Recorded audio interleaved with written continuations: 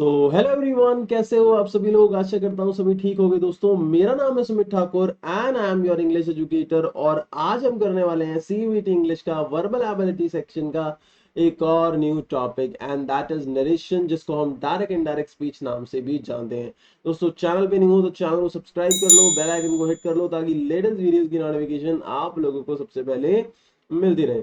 CUET का पूरा syllabus मेरे चैनल पे अवेलेबल है, तो मेक श्योर आप पूरा का पूरा सिलेबस कंप्लीट जरूर कर लें। प्लेलिस्ट का लिंक नीचे डिस्क्रिप्शन बॉक्स में अवेलेबल है। तो चलिए शुरू करते हैं।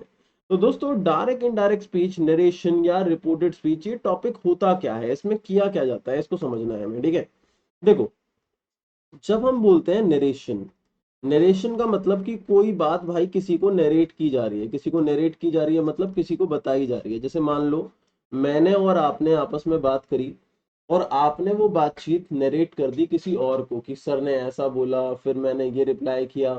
तो ये नरेशन होता है। इसको हम डायरेक्ट इनडायरेक्ट स्पीच भी कहते हैं। जैसे मेरा कोई डायलॉग जो मैंने बोला, जैसे मैंने कहा कि आई एम टीचिंग, तो ये डायरेक्ट स्पीच है। लेकिन इसी डायलॉग को जब आप किसी और को बताओगे तो वो इनडायरेक्ट स्पीच हो जाएगा। ठीक है, तो अब इस नरेशन की जब हम बात करते हैं, डायरेक्ट इनडायरेक्ट स्पीच की जब हम बात करते हैं, तो हमारे कुछ बेसिक रूल्स होते हैं दोस्तों। उन बेसिक रूल्स को हमें फॉलो करना होता है। अगर उनको हम फॉलो अच्छे तरीके से करेंगे, कभी भी ऐसा हो ही नहीं सकता कि इसके अंदर गलती हो जाए। इट कैन नेवर हैपन कि गलती हो जाए। तो आपको बस उन रूल्स पे ध्यान देना है और कुछ नहीं करना। ठीक है, सबसे पहली चीज आपको ये समझनी होगी कि भाई डायरेक्ट स्पीच जो है उसका फॉर्मेट क्या होता है, उसका फॉर्म क्या होता है, किस फॉर्म के अंदर हमारे सेंटेंसेस आते हैं। देखो, डायरेक्ट स्पीच कुछ इस तरीके से आती है। जैसे मान लो यहाँ पे लिखा होगा राम सेड टू मी, फिर इन्वर्टेड कॉमा में आ गया कि यू डू नॉट नो मी। ठीक, और ये इन्वर्टेड कॉमा क्लोज हो गया। अब आपसे ये कहेगा कि भाई इसको क्या करो, आप इनडायरेक्ट स्पीच में चेंज कर दो। तो जब हम इसे इनडायरेक्ट स्पीच में चेंज करेंगे तो हमें कुछ चीजें पता होनी चाहिए। जैसे कि एक तो ये कि यहाँ पे जो ये नाम लिखा होता है या कुछ भी प्रोनाउन नाउन कुछ भी आ रहा होता है, ये हमारा रिपोर्टर होता है जो रिपोर्ट कर रहा है, मतलब जो भी बात थी उसको बता रहा है। सेड हमारा आरवी होता है। आरवी का मतलब यहाँ पे रिपोर्टेड वर्ब है। और मी ऑब्जेक्ट होता है। यहाँ पे क्या होता है, ऑब्जेक्ट। और ये जो रिपोर्टर होता है इसको हम सब्जेक्ट भी कह सकते हैं। और ये जो डायलॉग होता है पूरा का पूरा जो मैंने यहाँ लिखा है, जैसे you do not know me, ये इन्वर्टेड कॉमा में, इसको हम कहते हैं रिपोर्टेड स्पीच। क्या कहते हैं, रिपोर्टेड स्पीच। अब जब हम इसे इनडायरेक्ट में चेंज करते हैं तो हमें कुछ चीजों को चेंज करना होता है। जैसे क्या क्या चेंज करना होता है, एक तो हमें रिपोर्टेड वर्ब को चेंज करना होता है, ये सेड। एक ये इन्वर्टेड कॉमा की चेंज करके हमें कुछ और लिखना होता है बीच में। और एक हमारे को ये पूरी की पूरी जो रिपोर्टेड स्पीच है इसको चेंज करना होता है। और रिपोर्टेड स्पीच में भी अगर मैं बात करूं तो मेनली जैसे ये प्रोनाउन आ रहा है तो प्रोनाउंस को चेंज करना होता है। इसके अलावा जो ये टेंस है उस टेंस को चेंज करना होता है। मतलब अगर मैं हेल्पिंग वर्ब को चेंज कर दूंगा तो उसका टेंस चेंज हो जाएगा। तो नॉर्मली ये सारी की सारी चीजें जो होती हैं वो इस हिसाब से होती हैं कि ये जो डायलॉग यहाँ पे दे रखा है, ये डायलॉग जो है ये कौन सा टेंस में है और इसे किस में चेंज करें। तो ज्यादातर प्रेजेंट टेंस को हम पास्ट टेंस में चेंज करते हैं। देखो, सीधी सी बात है, मैंने आपको कोई बात प्रेजेंट में बोली कि आई एम टीचिंग, लेकिन जब आप ये बात नरेट करोगे किसी और को तो प्रेजेंट में थोड़ी करोगे, आप तो पास्ट में करोगे ना कि सर पढ़ा रहे थे। ये थोड़ी बोलोगे सर पढ़ा रहे हैं। समझ में आ गई बात। तो इसको ध्यान रखो कि जब भी प्रेजेंट टेंस होगा तो उसे हमें पास्ट टेंस में चेंज करना होगा। अब जब मैं इनडायरेक्ट स्पीच में चेंज करूंगा तो I should know about the types, कि भाई टाइप्स क्या क्या होते हैं रिपोर्टेड स्पीच के। टाइप्स ऑफ, ये जो रिपोर्टेड स्पीच लिखी हुई है इन्वर्टेड कॉमा में, इसके टाइप्स क्या क्या होते हैं, किस किस तरह से रिपोर्टेड स्पीच आपकी आ सकती है। तो सबसे पहली कैटेगरी इसके अंदर जो होती है वो होती है असर्टिव। असर्टिव क्या होती है, जब sentence subject verb plus object इस फॉर्मेट में हमें गिवन होता है तो उसे असर्टिव कहते हैं। जैसे यहाँ देखो, ये इसी फॉर्मेट में गिवन है, you do not know me, तो सब्जेक्ट आ रहा है, वर्ब आ रही है, ऑब्जेक्ट आ रहा है, इसे असर्टिव कहते हैं। दूसरी होती है इंटेरोगेटिव। इंटेरोगेटिव कैटेगरी होती है कि जब भाई ये जो इन्वर्टेड कॉमा में सेंटेंस लिखा हुआ है इसमें कोई क्वेश्चन मार्क आ रहा हो, इसे इंटेरोगेटिव कैटेगरी कहते हैं। फिर इंटेरोगेटिव के बाद अगली जो कैटेगरी होती है वो होती है इंपैरेटिव। इम्पेरेटिव क्या होती है? जब सेंटेंस में सबसे आगे वर्ब आ जाए उसे इम्पेरेटिव कैटेगरी कहते हैं। मान लो इस सेंटेंस में लिखा होता Ram said to me do not come to me, या ये लिखा होता कि प्लीज हेल्प मी, तो यहाँ हेल्प पहले आ गया जो कि एक वर्ब है सेंटेंस में सबसे पहले, तो वो इम्पेरेटिव सेंटेंस हो जाता है। फिर एक और कैटेगरी होती है जिसे हम कहते हैं एक्सक्लेमेटरी सेंटेंस। एक्सक्लेमेटरी सेंटेंस वो होता है जहाँ कोई भी एक एक्सप्रेशन होता है और ये एक्सक्लेमेशन मार्क आ रहा होता है। जैसे अब एक बात समझना कि हम अगर कोई भी एक्सप्रेस करते हैं फीलिंग जो कि स्पीकिंग में करते हैं, जैसे मैं बहुत खुश हूँ, मैंने बोला hurray wow we have won the match, तो अब यहाँ पे मैंने अपना एक्साइटमेंट दिखाया है कि मैं मैच जीत गया हूँ, लेकिन राइटिंग में हमें कैसे दिखाना पड़ेगा? तो मुझे उस हुर्रे को लिखना पड़ेगा, या अगर मैं दुखी हूं तो मुझे अलास को लिखना पड़ेगा, ताकि उस राइटिंग से जो रिटर्न सेंटेंस है उसके अंदर भी वो एक्सप्रेशन कन्वे हो। तो उसे एक्सक्लेमेशन वर्ड कहते हैं। और उसके बाद एक्सक्लेमेटरी मार्क लगता है जो कि ये आपका मार्क होता है एक्सक्लेमेटरी मार्क, ठीक है। तो ये चार कैटेगरीज मेन है। इसके अलावा एक ऑप्टेटिव सेंटेंस भी हो सकता है जहां हम विश करते हैं, कोई भी डिजायर रखते हैं, किसी भी तरीके की प्रे करते हैं। लेकिन मेन ये चार हैं जिसमें मेन ऊपर वाले तीन हैं जिसके ऊपर क्वेश्चंस बेस्ड आते हैं मैक्सिमम। अब सबसे पहले मैं आप लोगों को बताऊंगा असर्टिव कैटेगरी के बारे में। सबसे पहली जो कैटेगरी है वो असर्टिव कैटेगरी है। अब देखो हमें करना क्या होता है, हमें ज्यादा कुछ नहीं करना, बहुत आसान होता है, ठीक है। सारी की सारी चीजें बड़ी आसान है, तो बहुत आसानी से तुम लोगों को समझ में आ जाएगा, ठीक है। सबसे पहले मैंने तुम लोगों को बताया कि ये जो सेड है इसको हमें चेंज करना होगा, ये सबसे पहली चीज मैंने तुम्हें बताई है। तो अगर मैं चेंज कर रहा हूँ रिपोर्टेड वर्ब, ध्यान से समझना, अगर मैं चेंज कर रहा हूँ रिपोर्टेड वर्ब, रिपोर्टेड वर्ब मतलब अगर मैं सेड को चेंज कर रहा हूँ, तो मैं कैसे चेंज करूंगा? देखो, अगर असर्टिव सेंटेंस है तो असर्टिव सेंटेंस के कुछ रूल्स होते हैं रिपोर्टेड वर्ब को चेंज करने के। जो रिपोर्टेड वर्ब है इसको चेंज करने के कुछ रूल्स होते हैं असर्टिव में।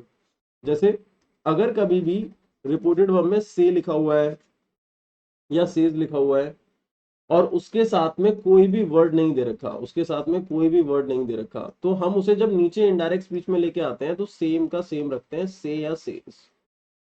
बट अगर हमारा ऊपर दे रखा है से या सेज और उसके साथ में कोई वर्ड दे रखा है जैसे कि ऑब्जेक्ट, तो हम उसे टेल या टेल्स में चेंज कर देते हैं।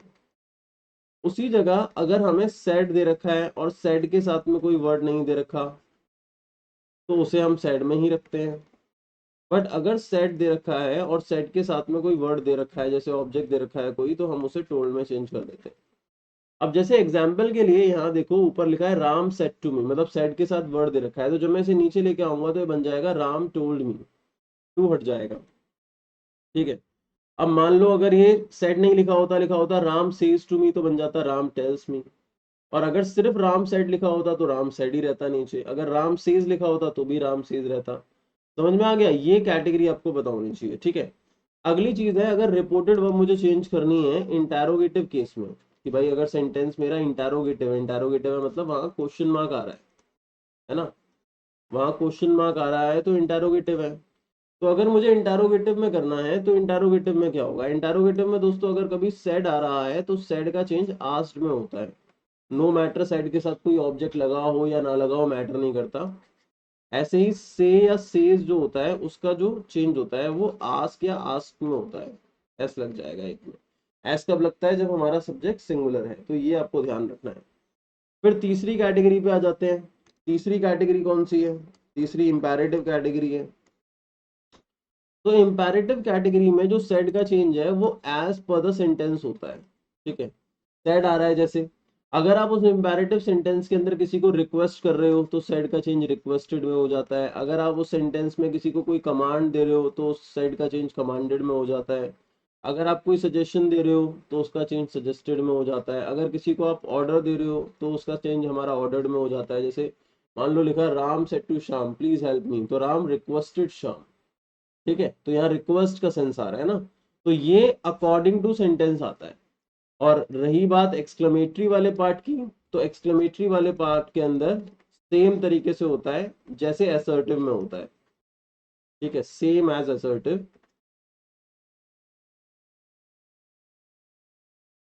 और एक आसान तरीका और है, मैं समझा देता हूं आप लोगों को। अगर कहीं पे सेड दे रखा है तो हम उसको इसमें चेंज कर देंगे एक्सक्लेम्ड विद, और फिर यहाँ पे एक्सप्रेशन आ जाएगा जो भी है, जैसे ऊपर लिखा हुआ है Ram said to Shyam alas we lost the match, तो अलास सैडनेस का एक्सप्रेशन है, तो क्या आएगा, राम एक्सक्लेम्ड विद सॉरो, क्या आएगा, राम एक्सक्लेम्ड विद सॉरो। ठीक है, अब ये हो गया हमारा इसका केस। अब भाई साहब अगली जो चीज आती है वो आती है आपकी, देखो ये इन्वर्टेड कॉमा की, इन्वर्टेड कॉमा को हमें किसमें चेंज करना है, जैसे मैंने यहाँ सेड टू मी को कर दिया राम टोल्ड मी या राम आस्क्ड मी। अब इन्वर्टेड कॉमा का चेंज किसमें होगा, जब भी हम किसी कैटेगरी की बात करते हैं, तो देख लो एक बार इन्वर्टेड कॉमा को भी समझ लो। अगर कभी भी इन्वर्टेड कॉमाज आ रहे हैं तो अलग अलग कैटेगरी में अलग अलग चेंजेस होते हैं। जैसे कि अगर मैं असर्टिव कैटेगरी की बात करता हूं, तो असर्टिव कैटेगरी में इन्वर्टेड कॉमा का चेंज दैट में होता है। देन अगर मैं इंटेरोगेटिव कैटेगरी की बात करता हूं, तो इंटेरोगेटिव में दो तरीके की कंडीशंस होती हैं, एक होती है जब हेल्पिंग वर्ब से सेंटेंस इंटेरोगेटिव बनता है, एक डब्ल्यूएच से बनता है। हेल्पिंग वर्ब से जैसे लिखा हो Ram said to Shyam inverted comma में डू यू नो मी, तो डू हेल्पिंग वर्ब जो आगे आ रही है, तो ये हेल्पिंग वर्ब से इंटेरोगेटिव बन रहा है। तो उस केस में इन्वर्टेड कॉमा का चेंज मैं या तो इफ में करता हूं या मैं वेदर में करता हूं। लेकिन अगर ये ऐसे लिखा होता Ram said to Shyam inverted comma में वेयर आर यू गोइंग, तो यहाँ क्वेश्चन मार्क आ रहा है, इंटेरोगेटिव है लेकिन वेयर से बन रहा है जो कि डब्ल्यू एच फैमिली वर्ड है, तो वहां पे कोई भी यूज नहीं होगा किसी वर्ड का, मतलब कोई वर्ड लगाने की जरूरत नहीं है, डायरेक्टली वेयर का वेयर ही आ जाएगा सबसे आगे। ठीक है, तो मैं ये अभी करके भी दिखाऊंगा तुम्हें। ठीक है, अगला है इंपैरेटिव केस। इंपैरेटिव केस के अंदर बच्चों इन्वर्टेड कॉमा का चेंज टू के अंदर होता है, किसमें होता है, टू में होता है। और एक्सक्लेमेटरी वाले सेंटेंस में इन्वर्टेड कॉमा का चेंज सेम असर्टिव की तरह दैट में ही होता है। तो ये हो गया इन्वर्टेड कॉमा। अब बचा क्या, अब बचा भाई साहब ये जो यहाँ पे प्रोनाउन दे रखा है, जैसे यू है, ये मी है, इसको किसके हिसाब से चेंज करेंगे, तो दोस्तों इसका चेंज जो है वो प्रोनाउन के हिसाब से होता है। ठीक है, तो ये हमारा टॉपिक हो गया कि अगर प्रोनाउन आ रहा है कोई भी या पर्सन आ रहा है कोई भी, तो उसको किससे चेंज करेंगे। ठीक है, अब मैंने प्रोनाउन का एक टॉपिक कराया था, जिस बच्चे ने प्रोनाउन के नोट्स बना रखे हैं उसको एक बार अपने नोटबुक में निकाल लो, क्योंकि तुमने नोट्स नहीं बना रखे होंगे तो तुम्हें समझ में नहीं आएगा। मैंने बताया था चीजें आपस में इंटर रिलेटेड है, अगर तुम फिर भी नोट्स नहीं बनाते हो तो मैं इसमें कुछ भी नहीं कर सकता हूँ। मैं सारी चीजें वो से ऐसे करके नहीं लिखवाऊंगा, मैं डायरेक्टली समझाने वाला हूँ, तो जिसने भी नोट्स बना रखे हैं निकाल लो, तुम्हारे को समझ में आ जाएंगी चीजें। ठीक है, तो देखो होता क्या है बच्चों, चाहे देखो यहाँ पे मैं सभी कैटेगरीज की बात कर रहा हूँ, ठीक है, एक कैटेगरी की बात नहीं कर रहा हूँ, I am talking about all the categories, चाहे वो असर्टिव कैटेगरी हो या इंटेरोगेटिव कैटेगरी हो, इंपैरेटिव हो, एक्सक्लेमेटरी हो, सभी कैटेगरीज की मैं बात कर रहा हूँ। इंपैरेटिव हो, एक्सक्लेमेटरी हो, ये सभी की सभी कैटेगरीज आ गई। अब दोस्तों इन सभी कैटेगरीज के अंदर अगर हम बात करते हैं, तो देखो सबसे पहली चीज होती है कि अगर हमारा फर्स्ट पर्सन आ रहा है, फर्स्ट पर्सन का मतलब ये वर्ड आ रहे हैं आई, वी, मी, अस, या माय, आर, या माई सेल्फ, आर सेल्व्स, इनमें से कोई भी वर्ड आ रहा है कहाँ पे, यहाँ पे ध्यान से समझना, ये यहाँ पे ये जो सेंटेंस है इन्वर्टेड कॉमा में यू डू नॉट नो मी, इसमें इनमें से कोई वर्ड आ रहा है जो मैंने नीचे लिखा है, जैसे यहाँ देखो मी आ रहा है ना, तो जब इनमें से कोई भी वर्ड आएगा तो इन वर्ड्स को हम चेंज करते हैं, ध्यान से समझना, इन सभी वर्ड्स को, इन सभी वर्ड्स को हम चेंज करते हैं, we change as per the reporter, as per the reporter, मतलब इनमें से कोई भी वर्ड आ रहा हो उसका चेंज हम करेंगे रिपोर्टर के हिसाब से। रिपोर्टर मतलब ये जो आगे वाला वर्ड है इसके हिसाब से, मतलब मी का चेंज राम के हिसाब से होगा। तो अगर मुझे मी को यहाँ चेंज करना है तो मैं राम के हिसाब से किस में चेंज करूंगा, हिम में करूंगा, तो मैं मी की जगह राम नहीं लिखूंगा, हिम लिखूंगा, क्योंकि मी प्रोनाउन है तो प्रोनाउन से ही चेंज करना पड़ेगा। अब राम की जगह मैं क्या प्रोनाउन यूज कर सकता हूँ, राम इक्वल्स टू ही, लेकिन क्या मैं मी की जगह ही लिख सकता हूँ, नहीं लिख सकता, क्योंकि ही सब्जेक्ट कैटेगरी होती है ना, प्रोनाउन में मैंने लिखवाई हुई है आपको, सब्जेक्ट कैटेगरी में आता है। तो मुझे जब मी को ही से चेंज करना होगा, तो जैसे मी ऑब्जेक्ट वाली कैटेगरी का प्रोनाउन है तो ही का भी ऑब्जेक्ट कैटेगरी का प्रोनाउन लेना पड़ेगा जो कि हिम होगा। समझ में आ गई बात, कैसे हुआ चेंज। तो अगर इनमें से कोई भी वर्ड आ रहा है तो उसको रिपोर्टर के अकॉर्डिंग चेंज करते हैं, इन्हें हम फर्स्ट पर्सन कहते हैं। फर्स्ट पर्सन का मतलब स्पीकर होता है, ये मैंने समझाया था प्रोनाउन वाले टॉपिक में। सेकंड पर्सन क्या होता है? सेकंड पर्सन में ये वर्ड्स आते हैं, जैसे यू आ गया या योर आ गया। अब एक यू होता है सब्जेक्ट वाला जो आगे आता है, और एक यू होता है ऑब्जेक्ट वाला, मतलब यू के दोनों यू ही होते हैं, सब्जेक्ट में भी यू ही होता है, ऑब्जेक्ट में भी यू ही होता है। आगे आ रहा है तो सब्जेक्ट वाला मानते हैं, पीछे आ रहा है तो ऑब्जेक्ट वाला मानते हैं। अब इनको किसके अकॉर्डिंग चेंज करते हैं? दोनों को, ठीक है, इनको चेंज करते हैं, we change as per the object, as per the object. Object के अकॉर्डिंग चेंज करते हैं इसको हम, ऑब्जेक्ट के अकॉर्डिंग चेंज करते हैं। इसका मतलब जैसे ये देखो, ये रहा यू, इसमें यू आ रहा है तो ऑब्जेक्ट मतलब ये वाला ऑब्जेक्ट ये है, तो इसका मतलब यू का चेंज मैं किसके अकॉर्डिंग करूंगा? मी में। अब यू सब्जेक्ट है, मी ऑब्जेक्ट है, तो मैं क्या यू की जगह यहाँ पे मी लिख सकता हूँ? नहीं लिख सकता, तो मुझे मी का सब्जेक्ट चाहिए, तो यू का चेंज किसमें होगा? आई में होगा। समझ में आ गई बात? तो ये हो गया हमारा सेकंड पर्सन। अगला जो रूल आता है वो आता है थर्ड पर्सन का। थर्ड पर्सन का मतलब क्या होता है? थर्ड पर्सन मतलब ये शब्द, जैसे he, she, they, him, her, them, या इसके अलावा हिज, देयर, ऐसे ही हिमसेल्फ, हरसेल्फ, देमसेल्फ, कोई भी वर्ड आ सकता है। अगर इनमें से कोई भी वर्ड आ रहा है तो हम उसको चेंज नहीं करते हैं। इनमें से कोई भी वर्ड अगर हमारे रिपोर्टेड स्पीच में इन्वर्टेड कॉमा में आ रहा है तो हम उसको चेंज नहीं करते। मतलब ही अगर ऊपर आ रहा है तो नीचे भी ही रहेगा, ऊपर शी आ रहा है तो नीचे भी शी रहेगा, ऊपर हिम आ रहा है तो नीचे भी हिम रहेगा। ये आपको ध्यान रखना है। इसका मतलब कि अगर इस सेंटेंस में मैंने लिखा होता he does not know me, तो ही का ही रहता नीचे प्रोनाउन के अंदर, ठीक है। तो ये हो गया आपका मेन। अब इसके बाद आती है दोस्तों बात हमारे सेंटेंस स्ट्रक्चर की। सेंटेंस स्ट्रक्चर का मतलब समझो क्या है? सेंटेंस स्ट्रक्चर का मतलब है कि भाई जो जैसे सीक्वेंस है सेंटेंस का, असर्टिव में सब्जेक्ट वर्ब ऑब्जेक्ट, या इंटरोगेटिव में हेल्पिंग वर्ब पहले आती है, ये स्ट्रक्चर जो है, क्या स्ट्रक्चर को हम चेंज करते हैं? तो हाँ, स्ट्रक्चर को हम चेंज करते हैं। जैसे कि अगर मैं असर्टिव कैटेगरी की बात करता हूँ, असर्टिव कैटेगरी में हमारा जो डायरेक्ट वाला स्पीच होता है ऊपर, उसमें इन्वर्टेड कॉमा वाली जो स्पीच है उसकी बात कर रहा हूँ, उसमें सब्जेक्ट आता है, फिर वर्ब आता है, ऑब्जेक्ट आता है। जब हम इसे इनडायरेक्ट में लेके जाते हैं तो सबसे पहले तो हम दैट लगा देते हैं इन्वर्टेड कॉमा की जगह, फिर स्ट्रक्चर सेम ही रहेगा, subject plus verb plus object, structure में कोई चेंज नहीं होगा। बस ये ध्यान रखना है ऊपर यू आ रहा होगा तो जो मैंने प्रोनाउन के रूल बताया उसके हिसाब से चेंज हो जाएगा। ऐसे ही वर्ब चेंज हो जाएगी, अभी मैं टेंस का रूल समझाऊंगा। ऐसे ही ऑब्जेक्ट में जो भी वर्ड आ रहा होगा, अगर वो प्रोनाउन है तो उसको चेंज कर देंगे, अगर नाउन है तो डायरेक्टली वही लिख देंगे। जैसे ऊपर मी आ रहा है तो मी का चेंज सब्जेक्ट के अकॉर्डिंग होता है, रिपोर्टर के अकॉर्डिंग, तो उसके अकॉर्डिंग मी को चेंज कर दो। लेकिन अगर कोई नाउन दे रखा है, जैसे ताजमहल लिखा है, तो ताजमहल का ताजमहल ही नीचे आएगा, है ना। अब अगला जो है वो आपका क्या है? Interrogative case. Interrogative case main है, इसको समझना। अगर हमारा सेंटेंस हेल्पिंग वर्ब से इंटेरोगेटिव बन रहा है, मतलब सबसे सेंटेंस के आगे हेल्पिंग वर्ब आ रही है, हेल्पिंग वर्ब से इंटेरोगेटिव जो सेंटेंस बनते हैं उनका आंसर यस या नो में होता है। जैसे मैंने बोला आर यू हंग्री, आप बोलोगे या तो यस या नो। बट डब्ल्यू एच से जो बनते हैं, जैसे वाई, व्हाट, वेयर, व्हेन, विच, ये सारे वर्ड, उसके आंसर यस या नो में नहीं होते, you have to explain the answer, ठीक। अब वहां पे अगर मैं डायरेक्ट स्पीच की बात करूं तो रूल क्या होता है? पहले हेल्पिंग वर्ब आता है, फिर subject verb object plus question mark. जब मैं उसे इनडायरेक्ट में चेंज करूंगा तो क्या आता है? सबसे पहले इफ लगा देते हैं, फिर subject plus helping verb plus object, ये आता है।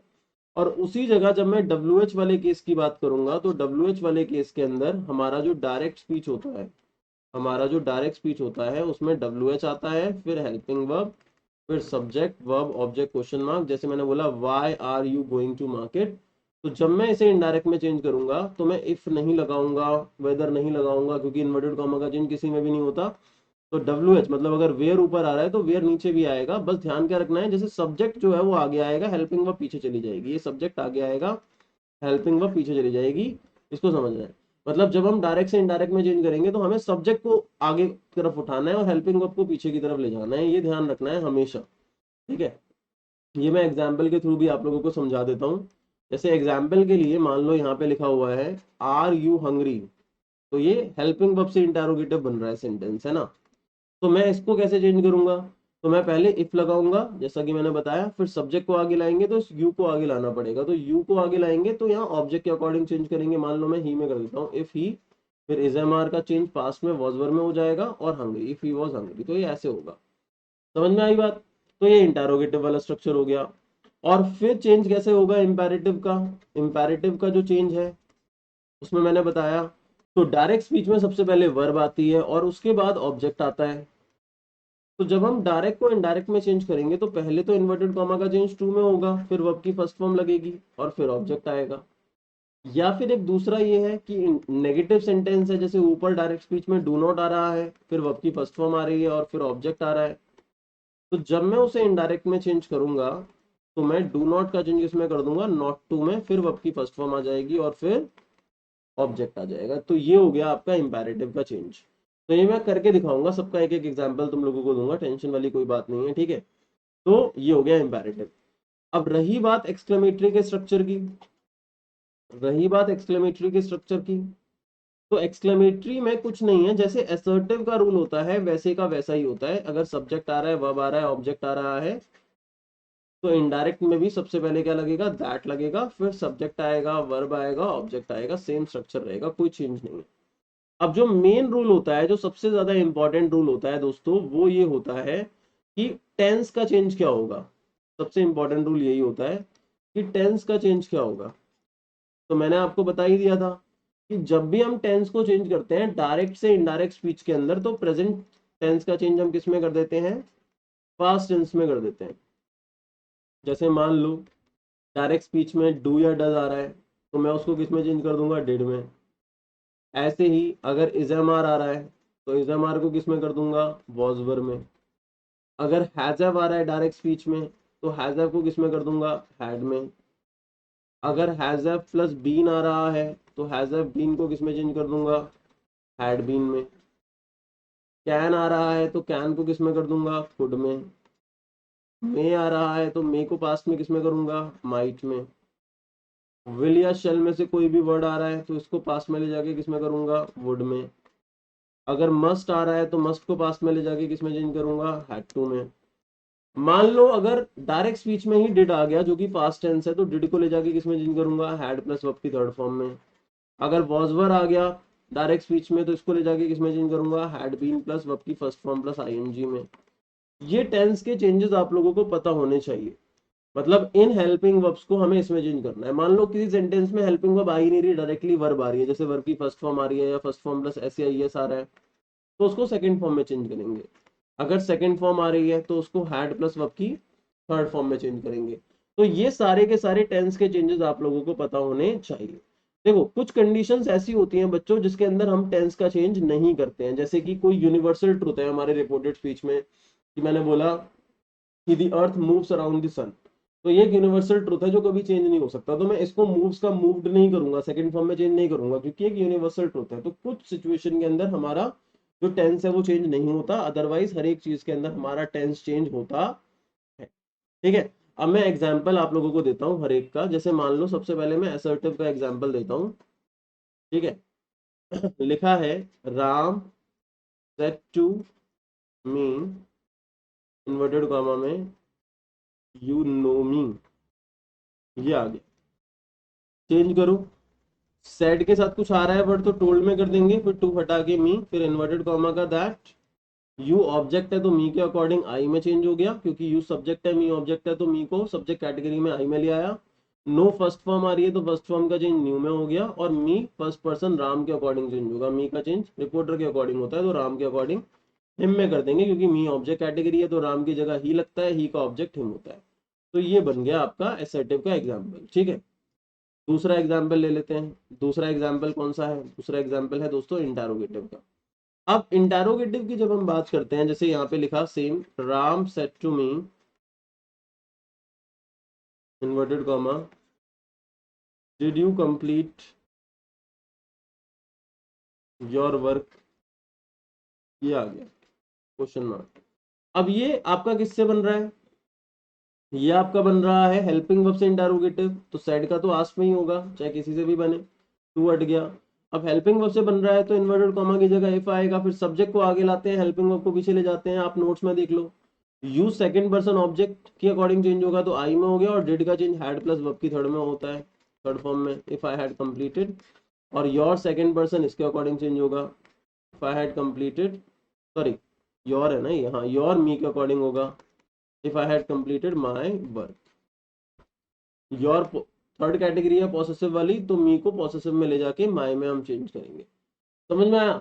अब मान लो ये लिखा होता Ram said to me why did you complete your work, तो भी हटा देते, वाई का वाई आगे आता, फिर सब्जेक्ट को आगे लाते, why I had completed my work, तो ये ऐसे बन जाता। अब इंटेरोगेटिव के बाद जब हम इंपेरेटिव की बात करते हैं, जब हम इंपेरेटिव की बात करते हैं, इंपेरेटिव में जैसे मैंने बोला Ram said inverted comma do not help me.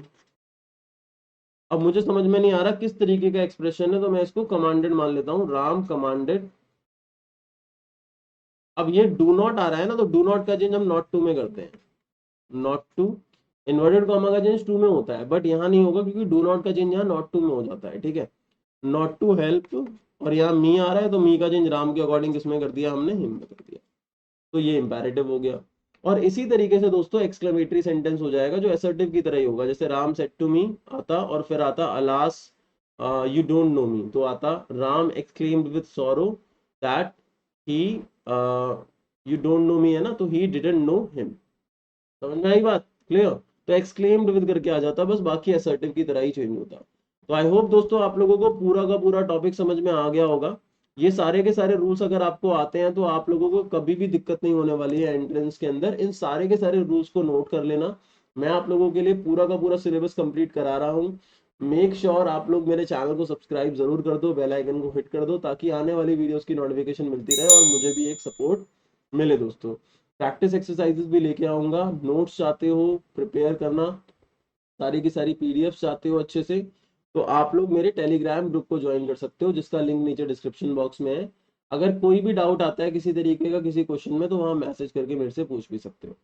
तो मिलते हैं दोस्तों अपने एक और सेशन में, तब तक के लिए bye bye, take care, thank you so much for being here, lots of love and support. जय हिंद, जय भारत।